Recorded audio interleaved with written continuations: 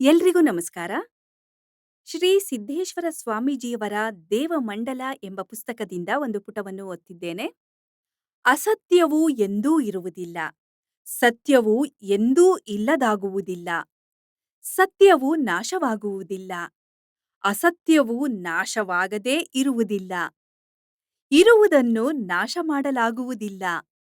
ಇಲ್ಲದ್ದನ್ನು ನಿರ್ಮಿಸಲಾಗುವುದಿಲ್ಲ.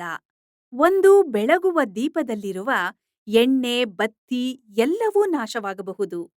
ಆದರೆ ಅವುಗಳಲ್ಲಿರುವ ಬೆಳಗುವ ಜ್ಯೋತಿಯು ನಾಶವಾಗುವುದಿಲ್ಲ, ಮರೆಯಾಗುತ್ತದೆ. ಹಾಗೆಯೇ ನಮ್ಮ ದೇಹ, ಮನ, ಬುದ್ಧಿ ಎಲ್ಲವೂ ಅಳಿಯಬಹುದು. ಆದರೆ ನಮ್ಮ ತನುಮನಾದಿಗಳೆಲ್ಲ ಆಶ್ರಯವಾಗಿರುವ ಆತ್ಮಜ್ಯೋತಿಯು ಮಾತ್ರ ಎಂದೂ ನಾಶವಾಗುವುದಿಲ್ಲ. ಒಟ್ಟಿನಲ್ಲಿ ಈ ಜಗತ್ತಿನಲ್ಲಿ ಇರುವುದು ಎರಡೇ ವಸ್ತುಗಳು. ಒಂದು ಯಾವಾಗಲೂ ಇರುವಂಥದ್ದು, ಇನ್ನೊಂದು ಸ್ವಲ್ಪ ಸಮಯ ಇದ್ದು ನಂತರ ಇಲ್ಲವಾಗುವಂಥದ್ದು.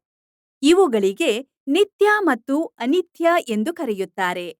ಆಡುಭಾಷೆಯಲ್ಲಿ ಜನರು ಇದಕ್ಕೆ ಇರುವುದು ಇರುತ್ತದೆ, ಹೋಗುವುದು ಹೋಗುತ್ತದೆ ಎಂದು ಕರೆದರು. ಈ ನಿತ್ಯಾನಿತ್ಯ ಸತ್ಯಾಸತ್ಯ ವಸ್ತುಗಳನ್ನು ಸರಿಯಾಗಿ ತಿಳಿದುಕೊಂಡವರೇ ಋಷಿಗಳು.